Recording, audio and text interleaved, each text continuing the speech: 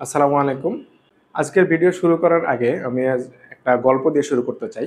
জাকের এবং বাকের দুইজন বন্ধু, দুইজনের বয়সই ২১ বছর, দুইজনেই ভার্সিটির স্টুডেন্ট। কিন্তু তাদের লাইফস্টাইলটা একটু আলাদা।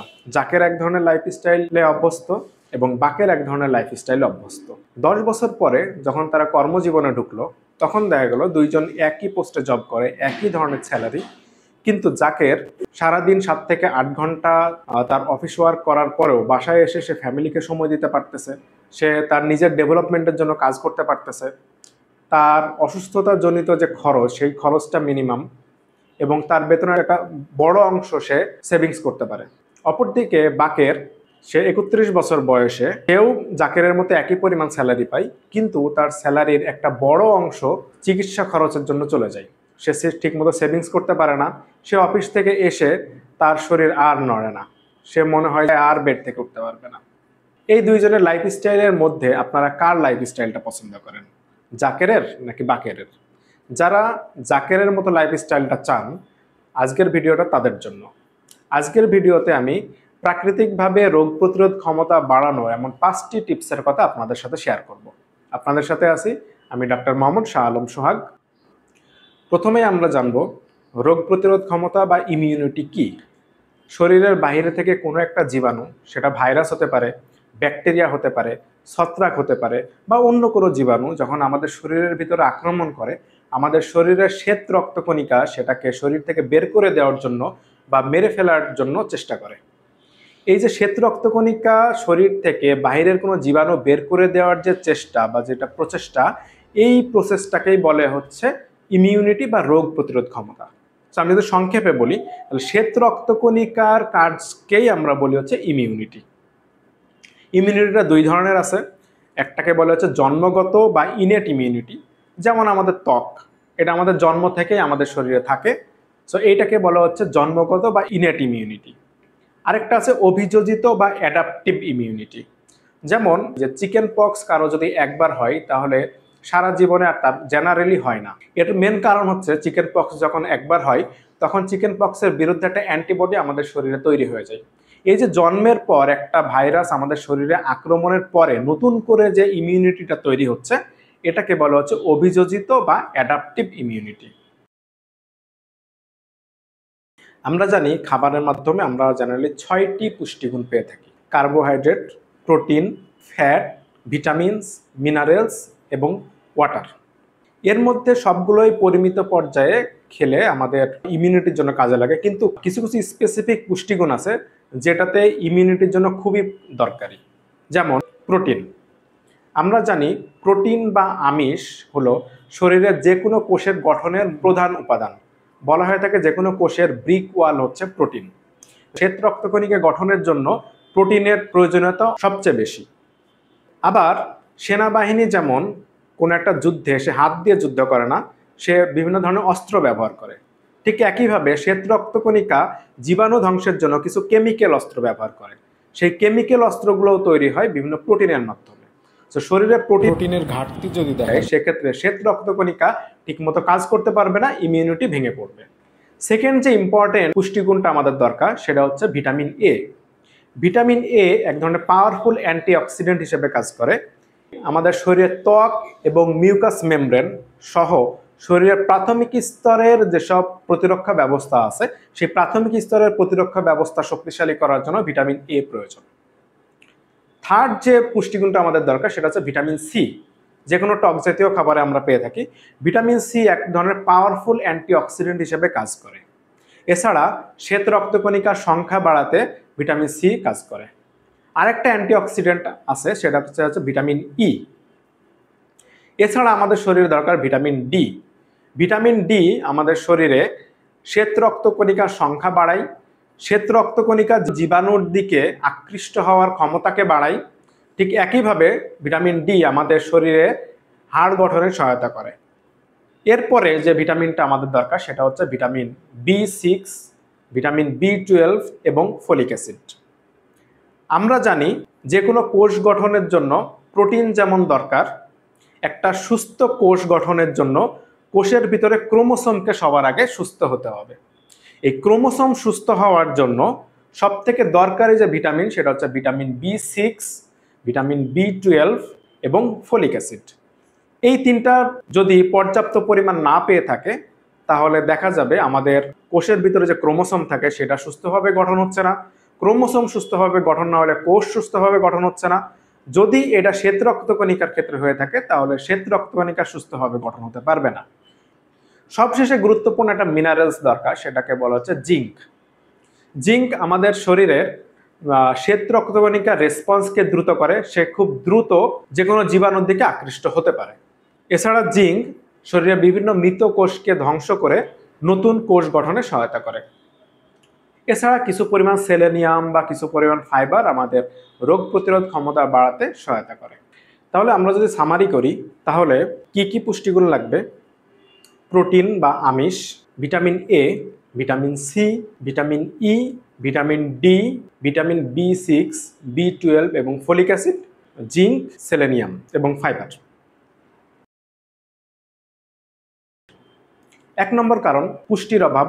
আমরা যে পুষ্টিগুণের কথা বলছিলাম, যেমন protein, vitamin A, C, E, D, B6, B12, folic acid এবং জিঙ্ক, এই পুষ্টির অভাব হলে আমাদের শরীরে রোগ প্রতিরোধ ক্ষমতা কমে যাবে। আবার যদি পর্যাপ্ত পরিমাণ ঘুম না হয় এবং দীর্ঘমেয়াদী শরীরে কোনো স্ট্রেসফুল কন্ডিশন থাকে বা দীর্ঘমেয়াদী কোনো একটা টেনশন থাকে তাহলে আমাদের শরীরে কর্টিসল হরমোনের পরিমাণ বেড়ে যায় এবং কর্টিসল হরমোন আমাদের শরীরের রোগ প্রতিরোধ ক্ষমতা কমিয়ে দেয়। এছাড়া পর্যাপ্ত পরিমাণ শারীরিক ব্যায়াম না করা, পর্যাপ্ত পরিমাণ পানি না খাওয়া, ধূমপান করা, এছাড়া বয়স বৃদ্ধির সাথে সাথে আমাদের শরীরের ইমিউনিটি কমে যেতে পারে।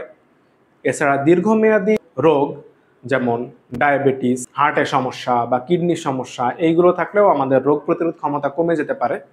এছাড়া দীর্ঘমেয়াদী কিছু ওষুধ যারা নেয় তাদের জন্যও রোগ প্রতিরোধ ক্ষমতা কমে যেতে পারে। এখন আমরা আপনাদেরকে এমন 5টি টিপসের কথা শেয়ার করব, যে এই 5টি টিপস যদি আপনারা 1 মাস ফলো করতে পারেন তাহলে 1 মাস পরে আশা করা যায় আপনাদের 1 মাস আগের তুলনায় ইমিউনিটি কয়েক গুণ বেড়ে যাবে। 1 নম্বর যে কাজ সেটা হচ্ছে পর্যাপ্ত ঘুম। পর্যাপ্ত ঘুম আমাদের শরীরের রোগ প্রতিরোধ ক্ষমতা বাড়ানোর জন্য সবথেকে গুরুত্বপূর্ণ একটি উপাদান। আমরা যদি পর্যাপ্ত পরিমাণ না ঘুমাতে পারি তাহলে শরীরে কর্টিসল হরমোনের পরিমাণ একসময় বেড়ে যায়। পর্যাপ্ত পরিমাণ ঘুম না হলে আমাদের খাবারের রুচিও কমে যায়। পর্যাপ্ত পরিমাণ ঘুম না হলে একদিকে যেমন শরীরে কর্টিসলের পরিমাণ বেড়ে যাচ্ছে, আবার আরেক দিকে আমাদের খাওয়া দাওয়ার রুচি কমে যাওয়ার কারণে পুষ্টির অভাব, যে অত্যাবশ্যকীয় যেসব উপাদানগুলো ছিল ইমিউনিটির জন্য, সে পুষ্টির অভাব আমাদের দেখা দিচ্ছে। একদিকে কর্টিসল বেড়ে যাচ্ছে, একদিকে পুষ্টির অভাব হচ্ছে। এই দুইটা সম্মিলিত কারণে আমাদের রোগ প্রতিরোধ ক্ষমতা অনেক কমে যায়। সো রোগ প্রতিরোধ ক্ষমতা বাড়ানোর জন্য একজন পূর্ণবয়স্ক মানুষের সাধারণত 7 থেকে 8 ঘন্টা পূর্ণ স্বাভাবিক ঘুম দরকার। একটা ঘুম যে 7 থেকে 8 ঘন্টা আপনাকে রাতেই ঘুমাতে হবে এমন না। রাতে আপনি 6 থেকে 7 ঘন্টা ঘুমাতে পারেন, বাকি 1 ঘন্টা আপনি দিনের বেলা যে কোনো সময়ে ঘুমাতে পারেন। সেটা আপনার অফিসের ডেস্কে আপনি হালকা ন্যাপ নিতে পারেন, অথবা নিজের বাসায় যদি থাকেন তাহলে বাসায় একটু ন্যাপ নিতে পারেন। তবে আপনারা যদি দুপুরে বা দিনের বেলা যদি ন্যাপ নেওয়ার সুযোগ না পান তাহলে রাতেই চেষ্টা করবেন কমপক্ষে 7 ঘন্টা ঘুমানোর জন্য। তবে একটা জিনিস আপনারা কখনোই করবেন না, সেটা হচ্ছে বিকালে কখনো ঘুমাতে যাবেন না। বিকালে যদি আপনারা ঘুমাতে যান তাহলে হরমোনের ব্যালেন্স নষ্ট হয় এবং শরীরে রোগ প্রতিরোধ ক্ষমতা বাড়ার পরিবর্তে আরো কমে যেতে পারে। কিভাবে ঘুমালে আমাদের শরীরের রোগ প্রতিরোধ ক্ষমতা বাড়তে পারে এবং আমাদের মস্তিষ্কের কর্মক্ষমতা আমরা অনন্য উচ্চতায় নিয়ে যেতে পারবো, সেই সংক্রান্ত একটা বিস্তারিত ভিডিও আমাদের চ্যানেলে দেওয়া হবে। যদি আপনারা জানতে চান তাহলে চ্যানেল সাবস্ক্রাইব করে রাখুন। সেকেন্ড যে ইম্পর্টেন্ট কাজ আপনাদের যেটা করতে হবে সেটা হচ্ছে নিয়মিত ব্যায়াম করা। যদি নিয়মিত ব্যায়াম করা হয় তাহলে শরীরে রক্ত সঞ্চালন বেড়ে যায় এবং শরীরের বিভিন্ন কোষগুলো পর্যাপ্ত পরিমাণ অক্সিজেন পায়। আপনি 1 মিনিট জাস্ট ব্যায়াম করে দেখবেন যে আপনার হার্টবিট বেড়ে যাচ্ছে। হার্টবিট বেড়ে যাওয়ার মানে হচ্ছে শরীরের বিভিন্ন অর্গানে খুব দ্রুত রক্ত সঞ্চালন হচ্ছে। খুব দ্রুত রক্ত সঞ্চালন হওয়ার অর্থ হচ্ছে শ্বেত রক্তকণিকা খুব দ্রুত তার টার্গেট সাইটে যেতে পারতেছে। একদিকে রক্ত সঞ্চালন প্রক্রিয়া দ্রুত হচ্ছে, আবার আপনি যখন ব্যায়াম করবেন তখন দেখবেন যে আপনার শ্বাস প্রশ্বাস নর্মালের তুলনায় বেশি হচ্ছে। তার মানে হচ্ছে আপনি বেশি পরিমাণ অক্সিজেন বাতাস থেকে আপনার শরীরের ভিতরে গ্রহণ করতে পারছেন। অক্সিজেন যেমন আমাদের শরীরে বিভিন্ন কোষকে সতেজ রাখে, এই অক্সিজেন বিভিন্ন ক্ষতিকর জীবাণু ধ্বংসে সবচেয়ে গুরুত্বপূর্ণ ভূমিকা রাখে। আপনাদের ব্যায়াম করার জন্য প্রতিদিন জিমে গিয়ে ব্যায়াম করতে হবে বা সকাল সকাল উঠে আপনাদেরকে পার্কে দৌড়াতে হবে, এইটা ম্যান্ডেটরি না। ঘুম থেকে উঠে প্রথমে 1 গ্লাস পানি পান করবেন। 1 গ্লাস পানি পান করে 10 থেকে 15 মিনিট আপনারা হাঁটাহাঁটি করতে পারেন। হাঁটাহাঁটি করার পরে ওয়াশরুমে আপনাদের প্রয়োজনীয় কাজ শেষে আপনারা জাস্ট 10 থেকে 15 মিনিট নিজের রুমে অথবা একটু বাইরে গিয়ে হালকা যে কোনো টাইপের ব্যায়াম করতে পারেন।